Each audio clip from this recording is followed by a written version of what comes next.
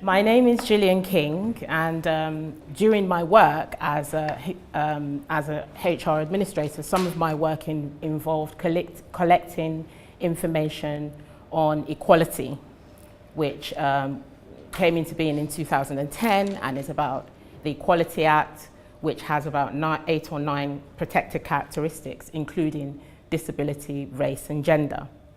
And so from my time at Heythrop, when I heard about this conference, I thought I better grab the opportunity while I work at a university to impersonate an academic and come here and deliver this paper.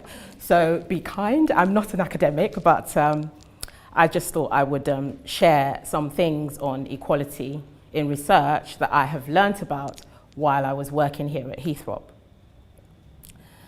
Research has long since been a tool by which people have sought to understand and thereby improve the human condition. From evolution to the lunar landings, there has always been a quest for knowledge through research. In philosophy and theology, which are disciplines that arguably shape the significance of human existence, debates that shape the cultural, political, sociological, spiritual and spiritual direction of humanity have raged through the centuries with varying results in terms of achieving equality. Despite its reputation as a force for good, research has in the past, and no doubt will again in the future, been used to further a point of view which reflects the inarticulate major premise of the researcher, for better or for worse. Through my own research in a book that I've written on Black British identity, which is called Memoirs of a Black Briton, I am myself attempting to use research to establish the presence of my forebears in Britain in centuries past. A figure such as Alauda Equiano, who was a contemporary of William Wilberforce, published an autobiography which was a powerful tool in the hands of abolitionists in the fights against slave trade in the 19th century. It is still in print today and has been published by Penguin Classics, yet his life story is not taught in any curriculum in Britain or indeed in Africa where his origins lie. Professor Kwame Anthony Appiah, a professor of philosophy and law at New York University, NYU, explores identity through a series of lectures which he's titled Creed, Color, Country and Culture in the 2016 Reith Lectures. Professor Appiah is of mixed race heritage. Born to a Ghanaian father and a British mother, he was educated in Britain and grew up in Ghana. And I can only speculate that it is his desire to see himself in his chosen subject of study that caused him to base his lecture around a 19th century philosopher of Ghanaian origin called Anton Wilhelm Amo. In the Color series, he charts the origins of theories by which people were classified by race. In the early 19th century, biology emerged as a science, and people began to be thought of as being capable of classified by genus and species like plants and other animals.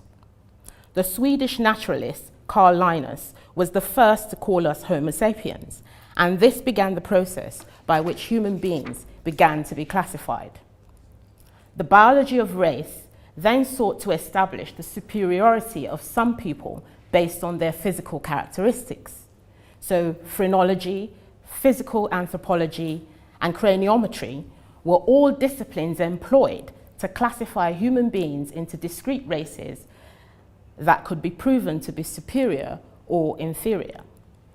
Some researchers, motivated by ideology, to scientifically establish the superiority of Europeans, for example, used research in this period to establish that people of African descent, for instance, were intellectually inferior to people of European descent. This was the prevailing theory in this period, and many prominent figures, such as the philosopher Immanuel Kant and the President of the United States, Thomas Jefferson, not dissimilar from the present President of the United States, mind you, held and expressed these views.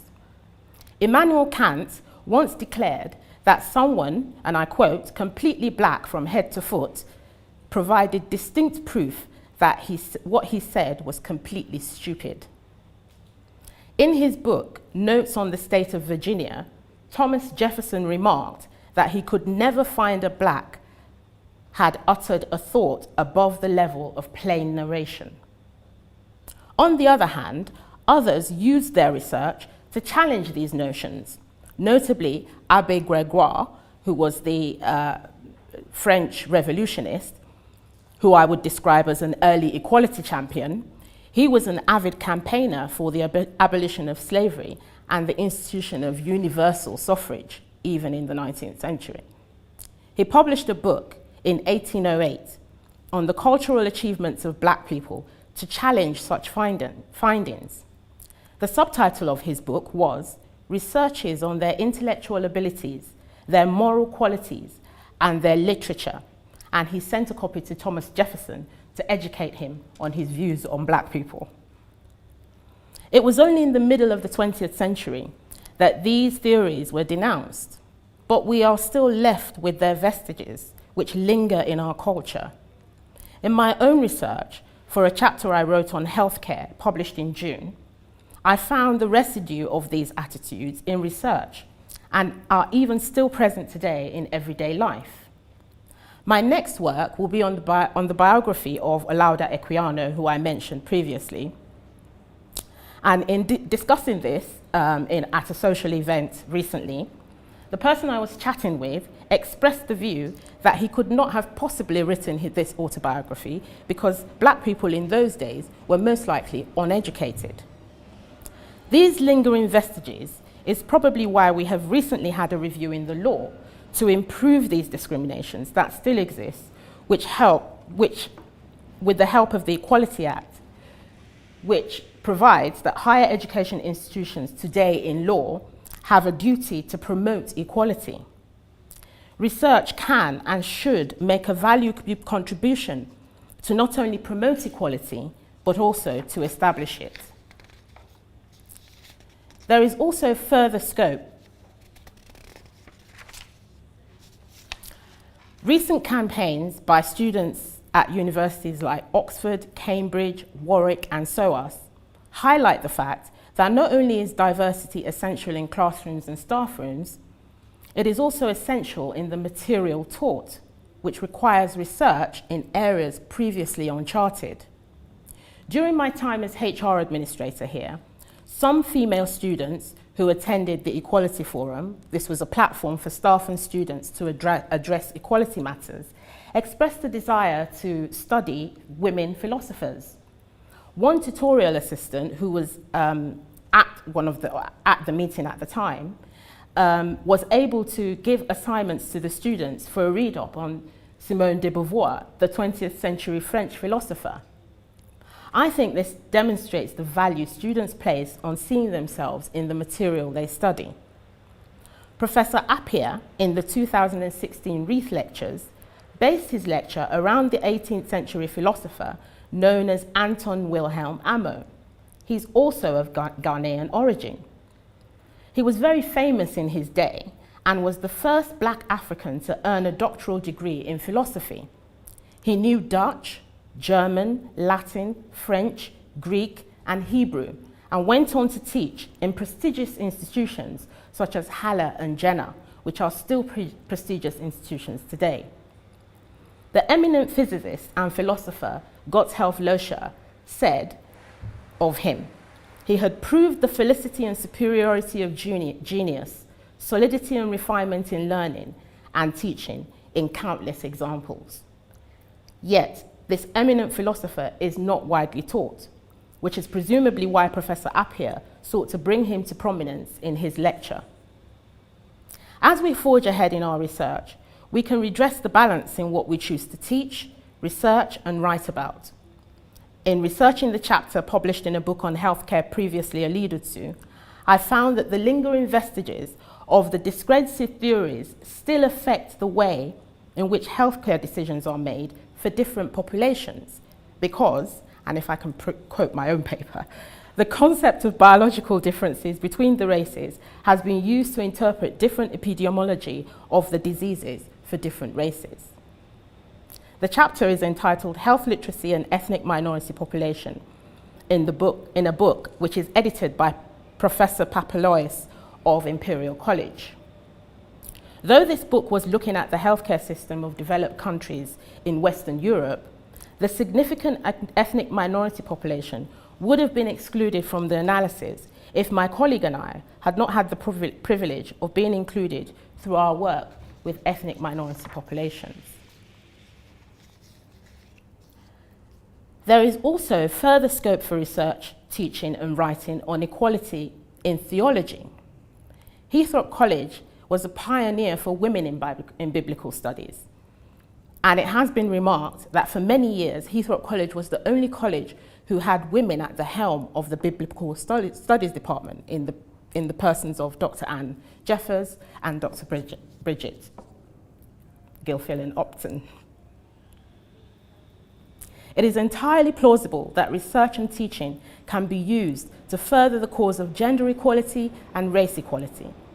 As has been shown in the past, people of faith have often used the principles of philosophy and theology to further the cause of disadvantaged groups, be it the poor, the disabled, or indeed all people, regardless of their ethnic origins. The Bible itself emerged from a diverse people in Palestine, Mesopotamia, Africa, and the Mediterranean world, and sought to serve the needs of these diverse people. Yet its interpretation has often been of a white, male, clerical perspective. In her paper, Racism and Ethnocentricity in Feminist Biblical Interpretation, Kwok Pui-Lan articulates the advantage of encouraging the interpretation through what I would call the eye of love. She says women of an ethnic minority background see women in the Bible who reflect them and their plight. And she goes on to say, and I quote, "They focus on the multiple oppressions of women in the Bible because these stories speak to their reality and shed light on their existence."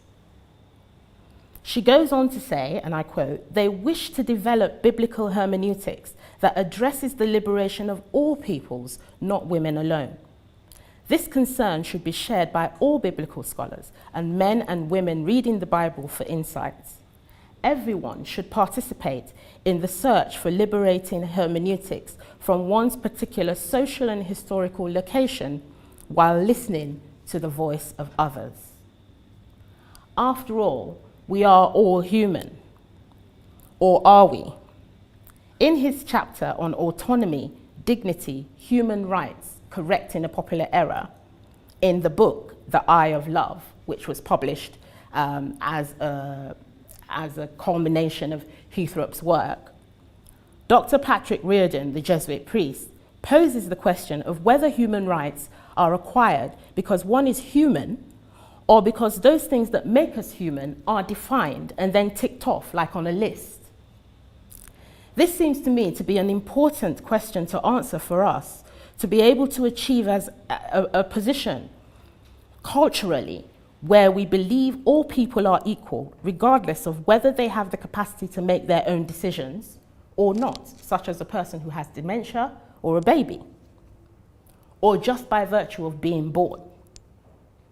I found the debate surrounding this, as expressed in Patrick's chapter of the book, fascinating. His conclusion is that human rights, human dignity, personhood, liberty, autonomy, all these things refer to the important realities, but they are also terms that can be understood differently based on one's philosophy. So if our basic philosophy is the eye of love, and we seek to carry on the Jesuit mission through the service of the gospel, the engagement with culture, the encounter with religions and promotion of justice, then our research must not just contribute to that, it must also seek to establish it. Thank you very much.